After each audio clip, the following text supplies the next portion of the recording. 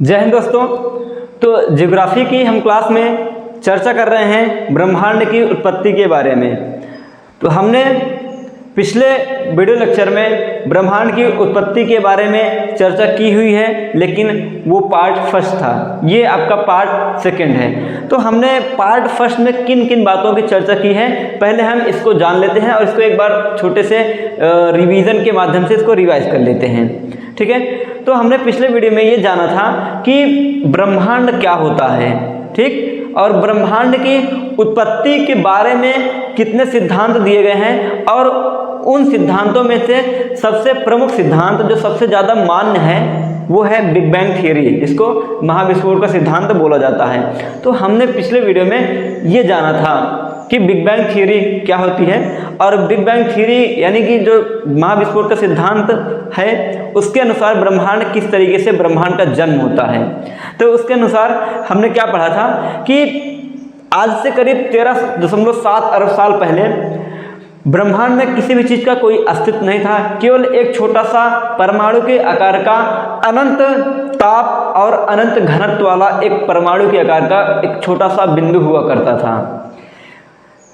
उस बिंदु का तापमान और अनंत जो है तापमान और घनत्व अनंत था, और इसी तापमान और घनत्व अनंत होने के कारण उसमें अत्यधिक संकेंद्रण हुआ, और अत्यधिक संकेंद्रण के कारण उस छोटे से पॉइंट में, जिसको पॉइंट ऑफ सिंगुलैरिटी भी कहा जाता है, उसमें एक जबरदस्त धमाका होता है, एक विस्फोट होता है, जिसको कॉस्मिक एक्सप्लोजन या फिर बिग बैंग कहा जाता है।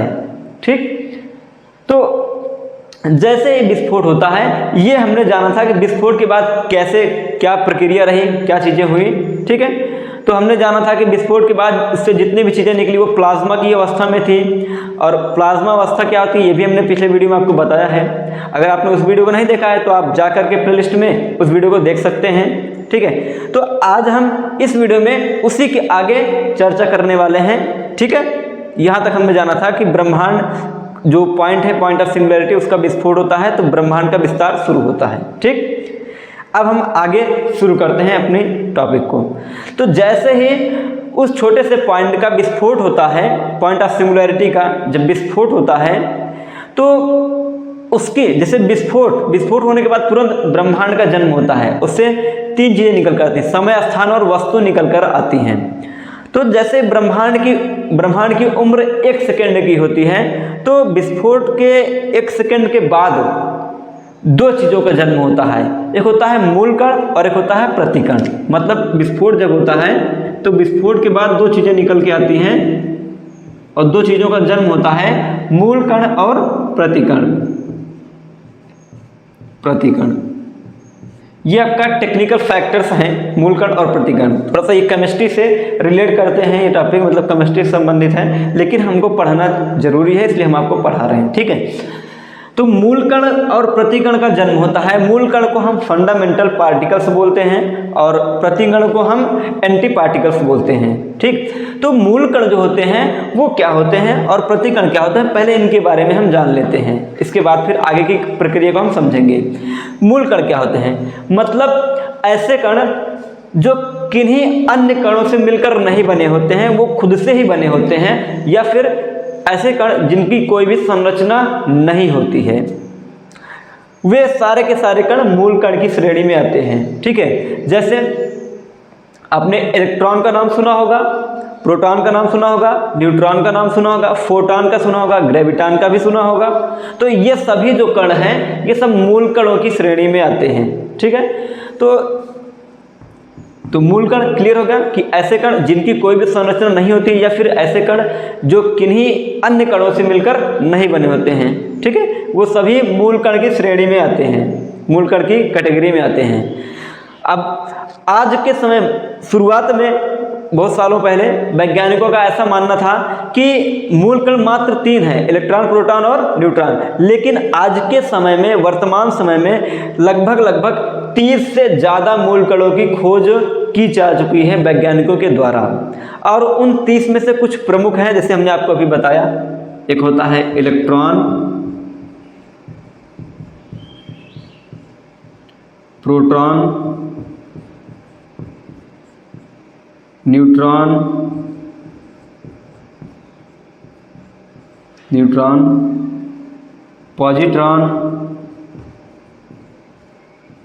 पॉजिट्रॉन, ग्रेविटॉन, फोटॉन, मेसन आदि। इससे करीब लगभग 30 से ज़्यादा मूल कण अभी तक खोजे जा चुके हैं। ठीक है, तो ये सभी किसके श्रेणी में आते हैं? ये सब मूल कणों की श्रेणी में, जिसको फंडामेंटल पार्टिकल बोला जाता है। ठीक है, अब फंडामेंटल पार्टिकल मूल कण जो होते हैं ये भी दो प्रकार के होते हैं, एक होते हैं अस्थाई, एक होता है अस्थाई। तो जो इलेक्ट्रॉन, प्रोटॉन, फिर पॉजिट्रॉन, ये सब अस्थाई कणों की श्रेणी में आते हैं, लेकिन जो न्यूट्रॉन होते हैं और सभी प्रकार के मेसन, ये सब अस्थाई कणों की श्रेणी में आते हैं। ठीक है, तो अब हम बात करते हैं प्रतिकण की, जिसको एंटी पार्टिकल्स बोला जाता है। ठीक है, ऐसे कण, जब दो कण आपस में मिलते हैं और आपस में मिलने के बाद दोनों का पूरी तरीके से विनाश हो जाता है। ठीक है, और उनमें से कोई कण, न तो ये कण न ही ये कण, ठीक है, दोनों कणों का अस्तित्व खत्म हो जाता है, तो वे दोनों कण मतलब तो उनमें से एक कण दूसरे कण का प्रतिकण कहलाता है या फिर एंटी पार्टिकल कहलाता है। ठीक, जैसे अब मानते हैं ये दोनों कण हैं, मानते हैं ये आपका ये मार्कर है, सपोज दैट कुछ देर के लिए मानते हैं ये एक कण है, ये एक कण है। जब ये दोनों आपस में मिले और मिलने के बाद ये भी खत्म हो गया और ये भी खत्म हो गया, दोनों का कोई भी अस्तित्व नहीं रह जाता है। ठीक है, तो ये वाला कण इस वाले कण का प्रतिकण कहलाएगा। ठीक है, दोनों एक दूसरे के प्रतिकण होंगे। बात समझ में आई ना? ठीक है, तो अब हम आगे की चर्चा करते हैं कि जैसे ब्रह्मांड की उम्र कितनी 1 सेकंड की होती है, 1 सेकंड की होती है, तो मूल कण और प्रतिकण की उत्पत्ति हो जाती है। ठीक है, इनका जन्म होता है और यही मूल कण और प्रतिकण आगे मिल करके किसका निर्माण करते हैं? परमाणुओं का निर्माण करते हैं। तो मतलब ये मूल कण और प्रतिकण दोनों मिलकर किसका निर्माण करते हैं? परमाणु का निर्माण करते हैं। ठीक, फिर जैसे ही परमाणु का निर्माण मूल कण और प्रतिकण मिलकर करते हैं, फिर जब फिर से ब्रह्मांड की जो एज है यानी उम्र जो है वो थोड़ा सा बढ़ती है और 1 सेकंड से बढ़कर 1 मिनट हो जाती है। जैसे ही ब्रह्मांड की जो उम्र है वो 1 सेकंड की हो जाती, 1 मिनट की हो जाती है, तो ब्रह्मांड जो है वो और भी बड़ा हो जाता है और एक नाभिकीय रिएक्टर का रूप ले लेता है। एक यही छोटा सा बिंदु जो है वो बढ़कर थोड़ा सा उसका आकार बढ़ता है। जब उसकी उम्र बढ़ती है 1 मिनट, तो उसका आकार भी बढ़ेगा क्योंकि विस्फोट हुआ है। ठीक है, विस्फोट होने के बाद जैसे ही उस ब्रह्मांड की उम्र 1 मिनट की होती है, तो वही ब्रह्मांड किस में बदल जाता है? बड़े से परमाणु रिएक्टर में बदल जाता है। और परमाणु रिएक्टर में जैसे ही बदलता है, तो जो परमाणु हैं ये मिलते हैं और यही मिल करके हाइड्रोजन का निर्माण करते हैं, हाइड्रोजन के नाभिकों का निर्माण करने लगते हैं। ठीक है, फिर ये प्रक्रिया हजारों साल तक चलती रही, परमाणु से मिलकर हाइड्रोजन बनते रहे। फिर जब परमाणु से मिलकर हाइड्रोजन बनते रहे और इसी टाइम में जब हाइड्रोजन का निर्माण जब तक हुआ, यानी कि विस्फोट के 4 लाख साल बाद तक पूरे ब्रह्मांड में घना अंधेरा छाया हुआ था। किसी भी प्रकार का कोई भी प्रकाश नहीं था, ना ही रोशनी थी। ठीक है, जब रोशनी नहीं थी तो पूरे ब्रह्मांड में एकदम घना अंधेरा छाया हुआ था। तो ये विस्फोट के 4 लाख साल तक जो है पूरे ब्रह्मांड में घना अंधेरा छाया हुआ था और इस बीच के टाइम को बोला जाता है डार्क एज। ठीक है, फिर क्या होता है? डार्क एज समझ में आया? फिर डार्क एज के बाद यानी कि जैसे ही बहुत हजारों साल तक क्या होता है? परमाणु का निर्माण होता है और परमाणु से मिलकर हाइड्रोजन का निर्माण होता है। तो हजारों साल तक ये प्रक्रिया चलती है। फिर क्या होता है कि पदार्थों और विकिरण का चमकीला प्रकाश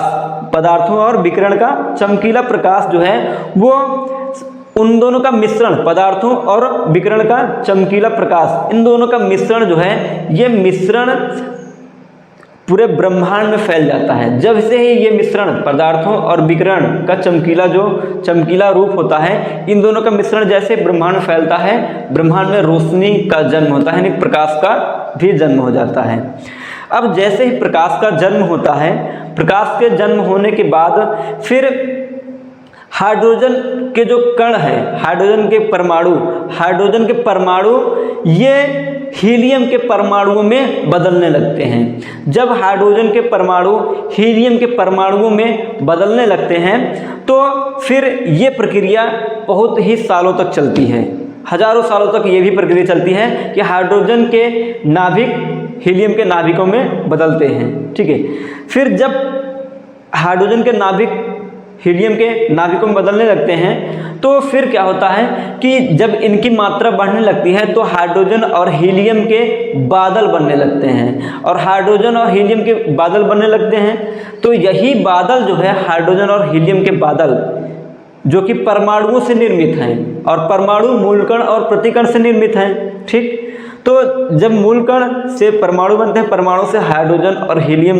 दोनों कण बनते हैं, और फिर उसके बाद हाइड्रोजन और हीलियम जो गैसेस हैं ये मिल करके हाइड्रोजन और हीलियम के बादल बनाने लगते हैं। और फिर कुछ अरब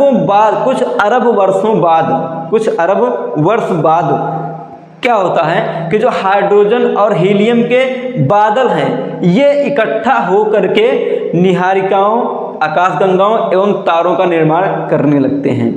अब निहारिकाएं जो हैं वो कैसे बनती हैं?